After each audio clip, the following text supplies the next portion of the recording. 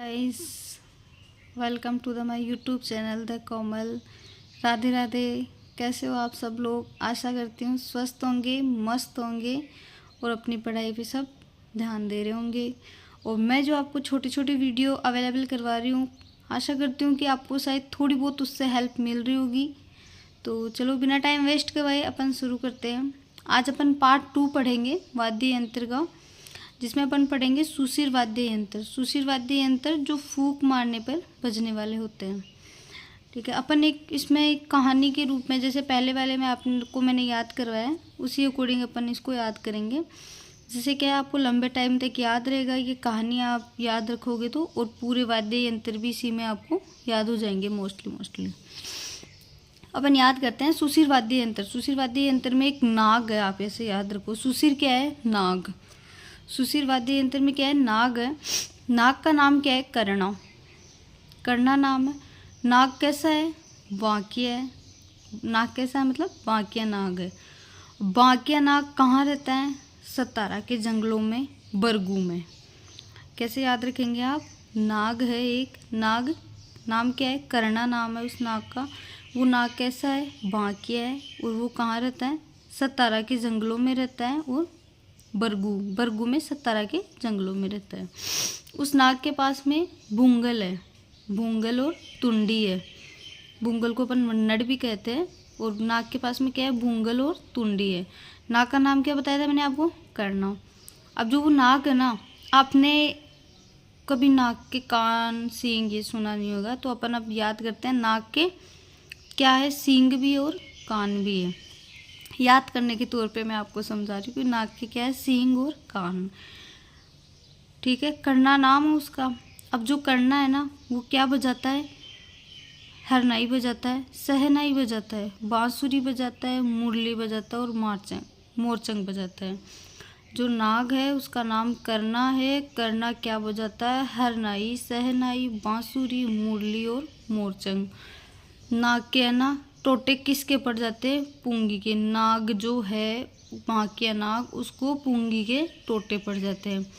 ये अपनी कहानी है, तो इसको अब अपन आगे देखेंगे। इसी कहानी से आप लोग याद करेंगे।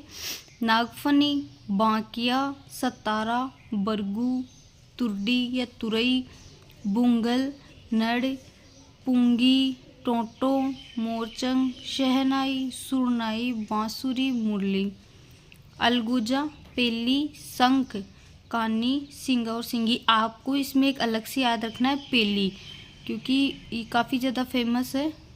पेली बहुत बार पूछा जाता है क्वेश्चन। और जो बांसुरी वादक है, हरिप्रसाद चौरसिया प्रसिद्ध वादक है बांसुरी के। ये क्वेश्चन मोस्टली बहुत बार पुट अप हो चुका है, तो थोड़ा सा इसका आपको ध्यान रखना है। अब अपन इसको पढ़ेंगे। क्या है? सबसे पहले अलगोजा। अलगोजा राज्य वाद्य यंत्र है। पाकिस्तान से इसकी उत्पत्ति हुई है। सिंध में इसको बीन कहते हैं अलगोजा को।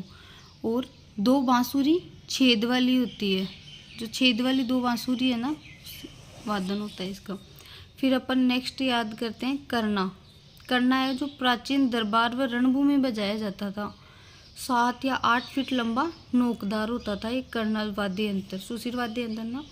पुंगी, पुंगी कालबेलिया जाति द्वारा बजाई जाती है, आपको याद रखना। 2 नाली होती है, एक में 3 छेद होते हैं, एक में 9 छेद होते हैं। नेक्स्ट आता है मोरचंग। मोरचंग लंगा जाति द्वारा बजाया जाता है। लोहे से बना होता है, होठों में रखकर बजाया जाता है। ये आप लाइन याद रखना कि मोरचंग को होठों में रखकर बजाया जाता है।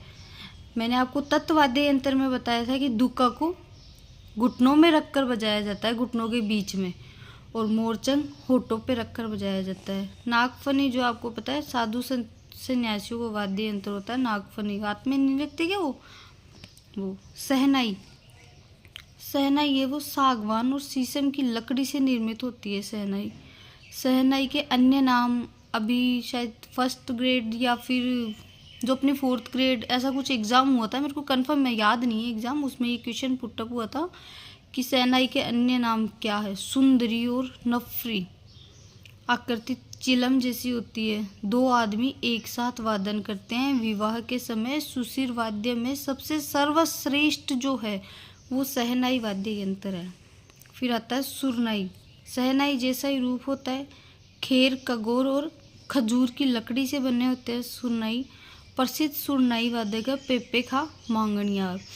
अब जैसे आपको ये वादक वगैरह याद करने में अगर कुछ आपको दिक्कत होती है तो आप मेरे को कमेंट सेक्शन में कमेंट करना। मैं आप लोगों के इसके वादक, जितने भी वादक है वाद्य यंत्रों के, मैं आपको अलग से प्रसिद्ध उनकी एक ट्रिक के अकॉर्डिंग, जैसे ट्रिक नहीं तो एक कहानी के रूप में मैं आपको अलग से याद करवा दूंगी उसको। फिर आता है नाग कैसा था, बांकिया था ना, मैंने अभी याद करवाया था आपको। तो बांकिया नाग है वो, सरगड़ा जाति का वाद्य यंत्र है बांकिया। ये पीतल से निर्मित होता है। आकृति इसकी ग्रामफोन या बिगुल जैसी होती है। ये लाइन बहुत इंपॉर्टेंट है। बांकिया की आकृति कैसी होती है, ग्रामफोन या बिगुल जैसी होती है, ग्रामफोन या बिगुल जैसी। इसके बाद में अपन याद करेंगे मशक।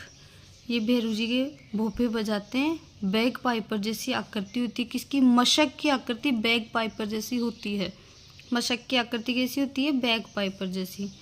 फिर आती है भूंगल, युद्ध में बजाया जाता है। भवाई जाति मेवाड़ में वादन करती है इसका। एक अपन ने इधर छोड़ दिए, वो है नड़।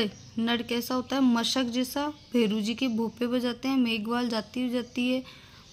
प्रसिद्ध नड़ वादक है कर्णा भील। नाग का क्या नाम था, कर्णा, तो कर्णा भील प्रसिद्ध नड़ वादक है। फिर आता है सतारा। सतारा है अलगोजा, शहनाई और बांसुरी का मिश्रित रूप है। इसको लंगा व मेघवाल जाति बजाती है सतारा को। मैं आशा करती हूँ कि आपको मेरी इन छोटी छोटी वीडियो से काफ़ी हेल्प मिल रही होगी।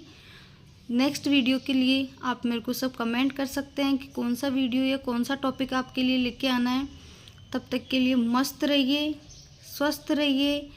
वीडियो को लाइक शेयर कर देना और चैनल पे नए हो तो प्लीज़ अपना सपोर्ट बनाए रखिए और सब्सक्राइब कर देना। शायद मेरी वजह से आपको एक दो क्वेश्चन याद हो रहे हैं, जो टॉपिक आपको याद नहीं होता वो समझ में आ रहा है, याद हो रहा है अच्छे से। तो मैं थोड़ा सा आपका इसमें सपोर्ट चाहती हूँ कि अभी नया नया चैनल है, आप लोग मेरे चैनल को ज़रूर सब्सक्राइब करेंगे और आगे बढ़ाएंगे अपनी बहन को। Thank you so much. मिलते हैं नेक्स्ट वीडियो में।